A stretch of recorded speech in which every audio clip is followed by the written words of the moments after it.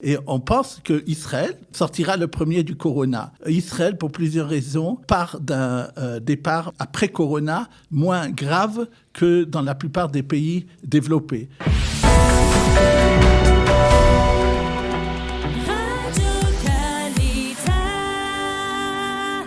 8h40 sur Studio Kalita. Comme chaque mercredi, c'est l'heure de la chronique économique du docteur Daniel Guggenheim. Daniel, bonjour, Boker Tov. Bonjour. Merci d'être dans ce studio. Alors nous allons en fait, puisque c'est la dernière chronique de cette année 2020, et je le disais tout à l'heure, une année tout à fait exceptionnelle et tout à fait particulière, douloureuse et difficile. Nous allons essayer de dresser un bilan économique de cette année qui a, on va dire, bien bouleversé la vie de tous les Israéliens, en particulier sur le plan économique. Comment dresser le plus rapidement possible un tel bilan ? Oui, je voudrais avant toute chose dire que je suis encore sous l'émotion du Zoom mensuel que nous avons de Kalitime sous l'égide de Sarah Simchaim Ben-Kemoun. Hier, nous avons eu une intervention de ceux qui sont chargés, M. Nakash et son équipe, de la campagne de Dakar qu'avait fait Kalita. Vous avez sûrement entendu, nos auditeurs ont entendu que Kalita l'année dernière avait récolté pour aider les Olim de France, aux francophones, 6 millions de shekels. Et ils ont raconté qu'ils aident 1000 familles, 6 000 shekels par mois. Et que, bien sûr, eux, c'est une assistance sociale à parler, je crois Michal, et en dehors des chiffres que nous allons immédiatement dire, il y a la misère, il y a ce qu'elle raconte, et tout d'un coup des gens qui du jour au lendemain, ni l'un ni l'autre n'ont eu de travail, qui est déjà souvent dans des conditions pas faciles avant, et tout d'un coup, c'est encore ça qui leur vient dessus, et vraiment la misère est arrivée sur certaines familles, et je crois que c'est important, nous, en tant que peuple juif, en tant que vivant ici, qu'en dehors des chiffres que nous avons immédiatement donnés, on se rend compte qu'il y a derrière ça des hommes et des femmes qui souffrent, comme vous venez de dire dans votre introduction. À part cela, j'ai vu une analyse qui a été faite sur le coût du Covid en Israël en 2020. Oui. Il parle du chiffre de 130 milliards de shekels. Si on peut comparer ça, par exemple, à la guerre du Kippour. La guerre du Kippour a été un problème très douloureux, point de vue du nombre de morts, qu'il y avait des milliers de morts, et aussi point de vue de la crise économique qu'elle avait engendrée, puisque ça a été une guerre qui était longue. Là-bas, le chiffre était uniquement de 36 milliards de shekels. Oui, mais c'était il y a 47 ans. Oui, mais quand même. Et là, il s'agit de 130 milliards de shekels. Donc, c'est effectivement, vous voulez dire qu'il y a une croissance, qu'on s'est arrivé à un meilleur niveau de vie, c'est vrai, mais c'est quand même un chiffre assez important. Je ne sais pas pourquoi, mais j'ai l'impression que les 37 milliards de l'époque de la guerre de Kippour sont bien plus élevés que les 130 milliards d'aujourd'hui. Je ne sais pas. Je ne suis pas économiste. En tout cas, je dis, moi, c'est l'analyse que j'ai vue.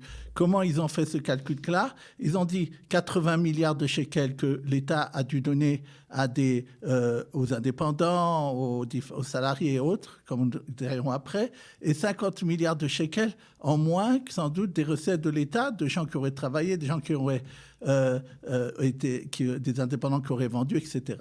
Qu'est-ce qu'il a un peu sauvé, bien entendu, point de vue du déficit budgétaire, bien qu'il est important, ce qui a un peu sauvé la mise pour les impôts, c'est le fait qu'il y a eu un peu plus de TVA sur la consommation, parce qu'il y a eu des périodes, comme maintenant d'ailleurs, avant le 3e confinement, les gens ont beaucoup utilisé leur carte de crédit les derniers jours avant le 3e confinement, et ça fait que certains commerces, on le sait, ont bien gagné cette année. Également, il faut le noter, point de vue technologie, les entreprises de technique de pointe en Israël, ce qu'on appelle le high-tech. Elles n'ont pas été affectées par Non seulement ça, mais on fait ce qu'on appelle des exits, c'est-à-dire qui ont été vendus à l'étranger, et il y a eu des impôts qui ont été payés là-dessus, et donc ça a aidé un peu les caisses de l'État. Au niveau des entreprises, je crois, et indépendants et autres, j'ai vu un chiffre de 110 milliards de shekels de perdus en tout, dont par exemple 8 milliards de shekels, ça ne vous donne pas dans l'hôtellerie. Pour ce 3e confinement, on pense à 20 milliards de shekels à peu près le coût pour ces justement indépendants et commerces. Si on a parlé comme ça de 3-4 semaines, je ne sais pas exactement, ça dépendra de ce que l'avenir nous le dira. ce qui est important aussi, point de vue des salariés, à noter la chose suivante. Ils estiment le coût pour les salariés de 4 milliards de shekels.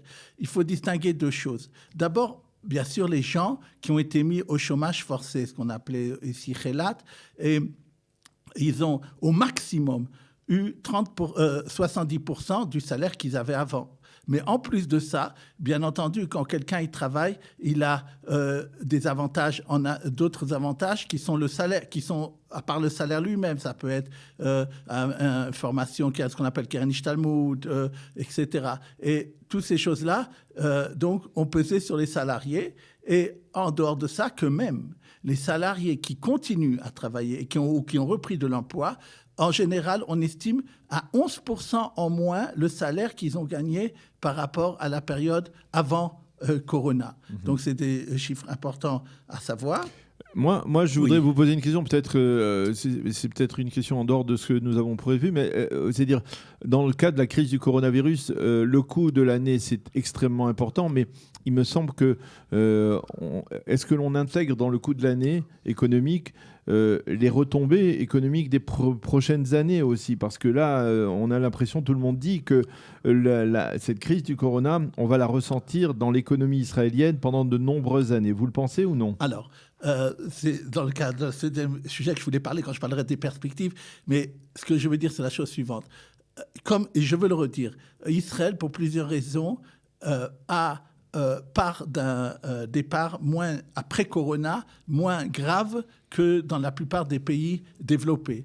Vous l'avez sûrement dit, la campagne de vaccination a été une surprise point de vue du nombre de personnes qui sont déjà vaccinées. Et on pense qu'Israël, pas seulement en Israël, on le pense, sortira le premier du corona.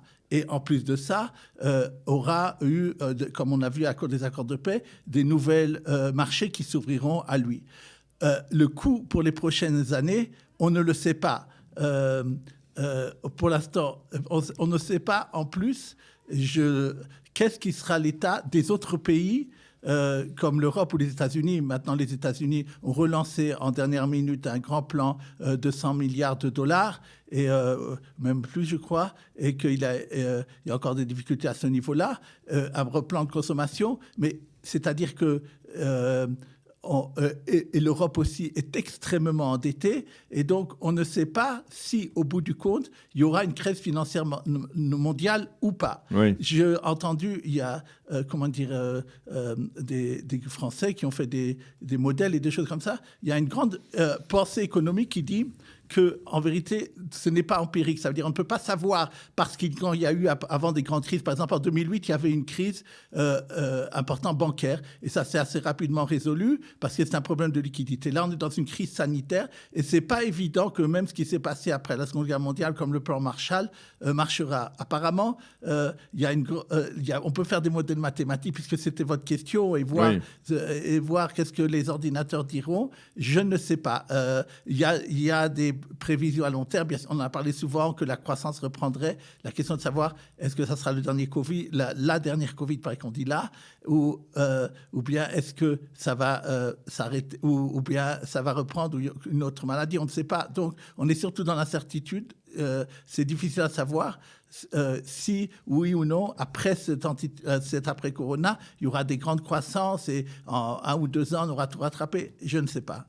Alors, par contre, je voudrais quand même avoir votre appréciation sur une donnée qui est assez étonnante. Vous parlez de données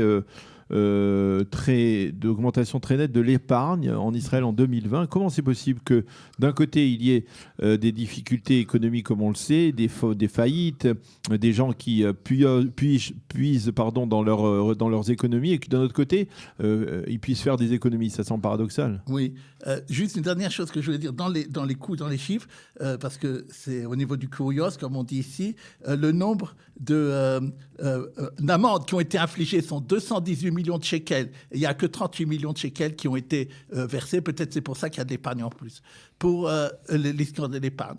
Il y a un ratio dont on parle beaucoup en économie, qui est le ratio entre l'argent qui se trouve dans la banque, dans ce qu'on appelle les picdonotes en Israël, c'est-à-dire les dépôts à terme, qui d'ailleurs ne rapportent pas grand-chose en Israël, 0,1% comme dans le monde entier, et le rapport de ce que les banques prête de cet argent au secteur privé ou aux ménages. Et en Israël, le rapport n'est que de 0,74%. C'est-à-dire, il y a des trillions de shekels, 1000 milliards de shekels qui sont dans les comptes bancaires.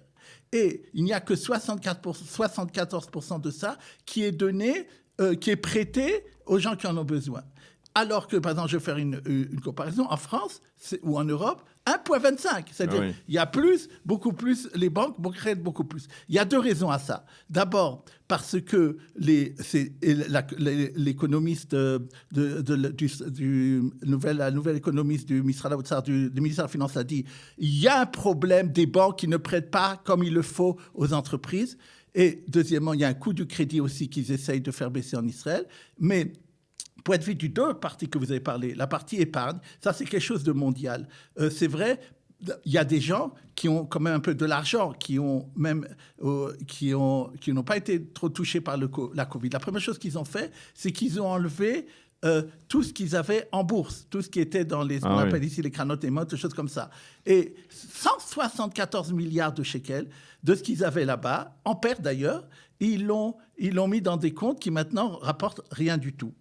C'est un problème. Maintenant, il est fictif qu'on est pas en mars dernier, à un moment donné, on est parti après de la catastrophe, que ce soit dans le monde entier ou en Israël en particulier. Vous aviez rappelé du shekel qui avait dégringolé. Oui. Donc ça, c'est important à dire. Je voudrais juste dire encore un mot au point de vue des perspectives que vous m'aviez demandé. On me demande souvent la question par rapport au dollar shekel. Maintenant, quand je vous parle, je crois qu'il est autour de 3 shekels 20, quelque chose comme ça. Il a été, cette année, en mars, il a dépassé 4 shekels. D'ailleurs, les gens qui cherchent des placements sûrs, je me demande pourquoi ils vont dans les monnaies étrangères, puisque la fluctuation dans les monnaies étrangères est beaucoup plus importante que dans beaucoup d'autres produits d'épargne en Israël. Ce qu'on dit, c'est que beaucoup d'analystes financiers prévoient, à moins d'un grand changement, que le dollar serait bientôt autour de 3 shekels. Ils le voient même à 2,8 shekels. Donc ça, c'est important à savoir. Du point de vue de l'euro, il faut, comme je l'ai dit, vous l'avez sûrement entendu, dans l'Europe, la sortie du corona sera moins rapide, ce sera quelque chose d'endetté. Je ne sais pas comment ils vont sortir les banques centrales, à quel niveau ils vont aider. Et je pense que de toute façon, les pays européens ne sont pas contents que l'euro soit tellement surélevé. Et donc, d'après la plupart des économies, je n'ai pas vu le reste, pas vu quelqu'un qui dirait même contre, le shekel, à terme, devrait rester une monnaie très forte. Une dernière chose, puisque là, nous entrons dans une campagne électorale, vous allez me dire si je me trompe. Je pense que, normalement, c'est en fin mars, les élections. Le temps qu'il y ait un gouvernement, ça doit être en mai. À mon avis, pas avant 2 mois. Et je pense qu'il s'il y a un budget, il n'y aura pas avant l'été, parce qu'il y a un problème de loi, et il y a un problème qu'il faut que ça passe à la Knesset.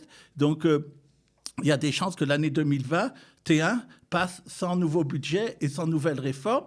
Maintenant, comme je l'ai dit, le fait qu'il n'y ait pas eu budget en 2020, juste la jour où la Knesset s'est dissous, ils ont arrangé le problème. Oui. Alors, un mot sur les impôts, parce qu'on est entré en 3e confinement et on est à la fin de l'année fiscale. Oui. Comment peut-on remplir les déclarations d'impôts? Je suppose qu'on peut la remplir bien plus tard, mais quelles sont les difficultés qui sont inhérentes à cette situation? 3 facilités que l'impôt a dit à cause de ça. Premièrement, normalement, le 31 décembre, les gens doivent compter leur stock pour tout ce qui est les gens qui ont des magasins. Étant donné qu'il y a un confinement, ils ont permis ça jusqu'au 31 mars. Malheureusement, il y en a qui feront le compte très rapidement, puisqu'il n'y a pas de Donc, on leur a permis ça jusqu'à 31 mars 2021. Deuxièmement, les salariés, même je parle maintenant de la déclaration, vous avez parlé d'impôt de 2019, ils ont donné un sursis jusqu'à fin janvier. D'habitude, même quand on est représenté par quelqu'un sur le 31 décembre, là, ils ont permis encore 1 mois. Une des choses très, très importantes, vous savez, il y a plusieurs personnes qui ont 2 bouts de travail.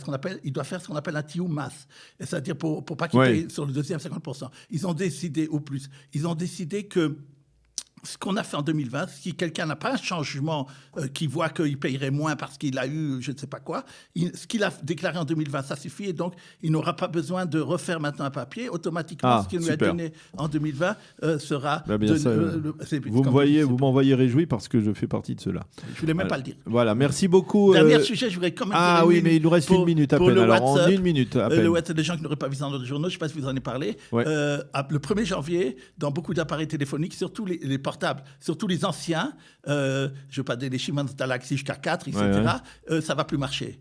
Ou bien vous serez obligé de changer votre appareil, ou bien vous devrez demander qu'on vous installe la nouvelle... On n'a pas vraiment besoin de savoir pourquoi, mais ça ne va plus marcher. D'accord. Oui, WhatsApp a changé de configuration. Voilà. Merci beaucoup, Dr Daniel Guggenheim, pour cette chronique complète.